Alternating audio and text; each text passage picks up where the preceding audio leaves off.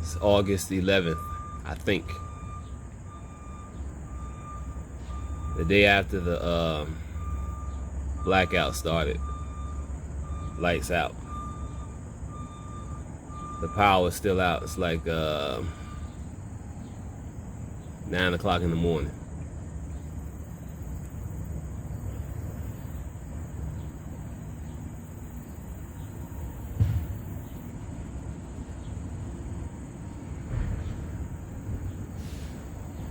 Sitting here with my kitty cats. Ain't got shit to do. I'm tired of this shit. And I ain't talking about this blackout. I don't really give a fuck about this shit. I'm looking forward to when the lights go out and don't come back on. You know what I mean? Ah, boy. Y'all know I always talked about this situation. These people coming from Chicago. You know, in that Friday video and the number of videos, I talked about the female Stanley living next door getting on my nerves.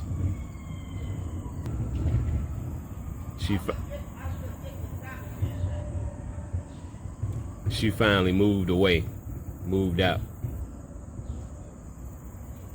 Because I scared the shit out of her.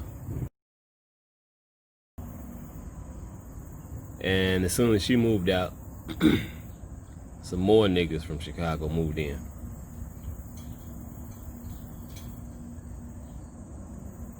And of course,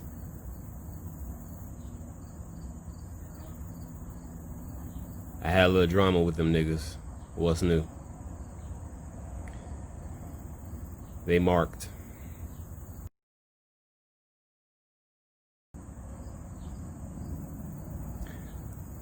There's an old man who stay over here. He pretty cool. 73 years old. My boy down the street who I was telling y'all about in that Friday video that I showed, who was getting his truck towed, and the truck tow company just happened to be called Debo's. Yeah. This old man got into it with him. He was hanging out with him, getting drunk and shit. And the old man left his phone in the old boy's car, my boy's car. He ended up, when he saw that he left his phone in his car, he grabbed the phone and put it on top of his car and forgot about it. Drove off. Phone disappeared. This old man, he was so fucking pissed off. He was cussing his ass out. It's so unfortunate that I didn't have this camera with me. I saw the whole thing. Boy, that shit was beautifully ghetto.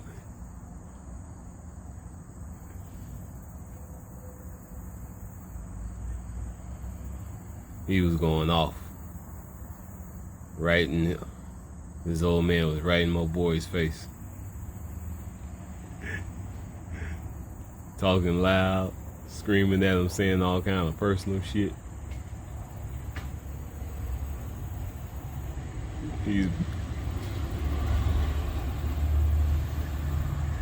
This old man got a cane.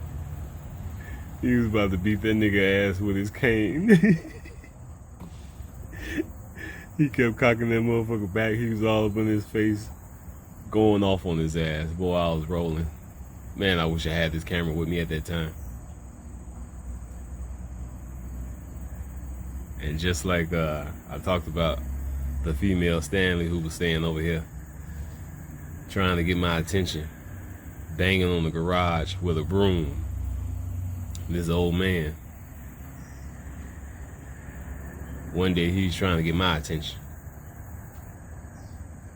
And this motherfucker started banging on the side of the garage, using his cane. The goddamn Matrix. So I called this motherfucker Big Daddy Kane.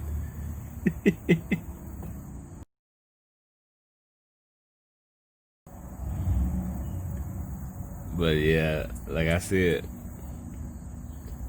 these people coming from Chicago, coming over here. Yep.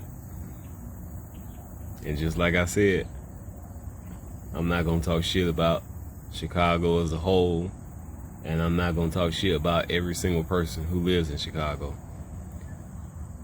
But there's some crazy ass niggas in Chicago, and a lot of them niggas is coming over to Gary, and this is why things are getting so much worse.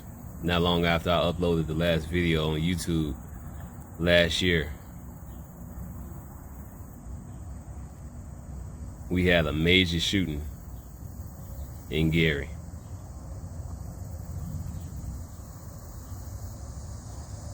Six niggas involved, just happened to be the number 6. And eventually found out that every single one of them niggas was from Chicago. Gary got his own crazy niggas. I should know, and I'm one of them, but I ain't one of them. But you got so many of these people, quote unquote people, coming from Chicago, just making this shit so much worse. Not too long ago, it was some major shooting over here. I mean, these motherfuckers was going off 3 nights in a row. And that final night where they were shooting, I mean, it was hardcore. It sounded like some shit right out of the movie.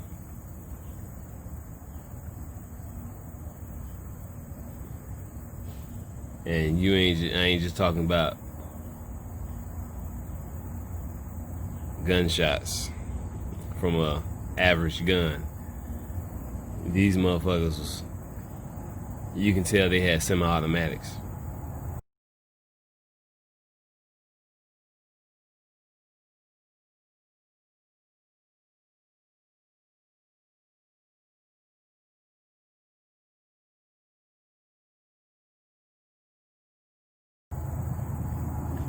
And the way that the shit sounded, I don't even think it was semi-automatic handguns.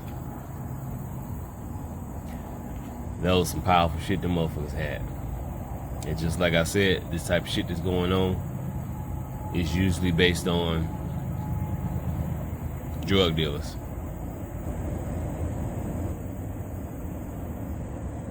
And of course, those people who left in this family was freaking the fuck out.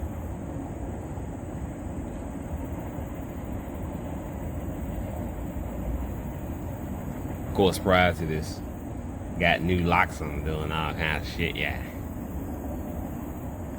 Now this motherfucker's all locked up like Fort Knox and shit.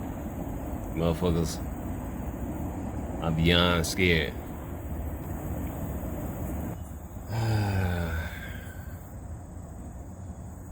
I'm still in the ghetto. A ghetto ass nigga. But I'm not a ghetto ass nigga. Like these heathens walking around with their mask on and shit.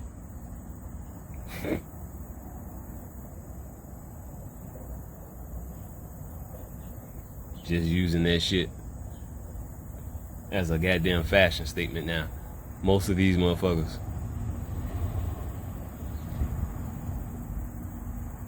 don't believe in any way, shape, or form that this coronavirus is real. Especially these young motherfuckers. They just walking around here with these masks on just to fit in. Now you got all these masks laying all over the ground and shit. These supposedly contaminated masks. I guess they didn't tell y'all about this carefully, safely disposing these contaminated masks. Because I don't know about where y'all live, but here in Gary, Indiana, these masks are all over the motherfucking ground. Right next to the used condoms. Yeah, I guess there's no health risk there, yeah. Corona mask and a used condom.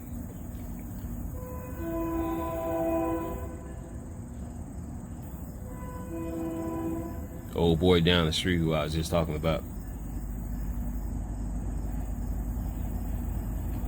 who got his truck towed by D-Bill's truck towing company.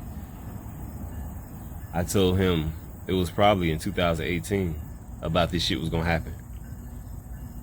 Had a whole conversation with him for about 30 minutes and shit. And I went into specific details about how this shit was gonna play out. But I didn't mention anything about coronavirus or some kind of disease or anything like that. I just talked about specifically an event was going to take place and people was going to be freaking out and how they was going to be acting and so on and so forth. And a lot of the details that I went into is exactly how this shit played out when the coronavirus started. And when I told him this shit, he accepted it as truth.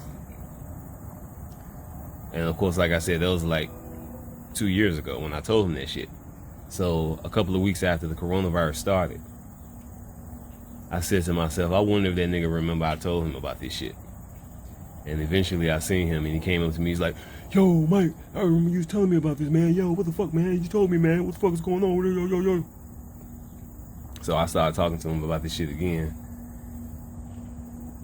Talking about how they being set up and,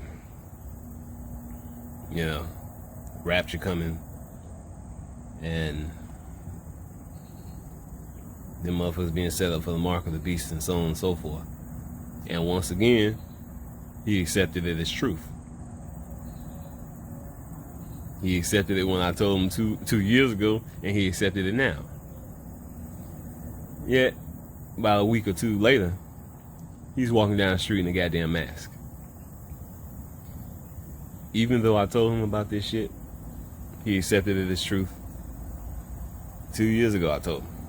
And came back to me after the shit went down. He accepted what I said as truth again. He's still walking around in a goddamn mask. Even though he know this shit is fake, he accepted that as truth, but he's still wearing his mask. And the reason is because, like I said a million times, everybody's on a different level. Yeah, he got that attitude like a lot of people do. I ain't gonna take that mark of the beast. I ain't gonna take that mark of the beast. Yeah, right. As soon as these motherfuckers get him in that situation, like most of these motherfuckers, take this mark or die. You think these motherfuckers gonna die for what they believe in? Hell no. They're gonna bow down and take that mark like most of these idiots. Now, you got people who are wearing these masks so they can go in the store and buy food or whatever. That's one thing. You gotta wear a mask to go in the store. It is what it is. You got a 9-to-5 job. If you don't wear a mask, you ain't got no job no more.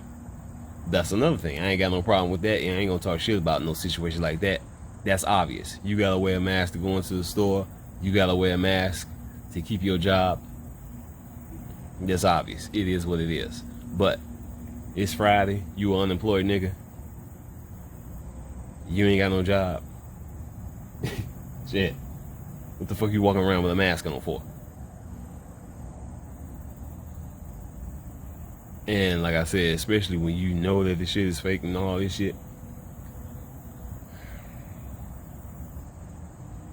These people are just brain dead.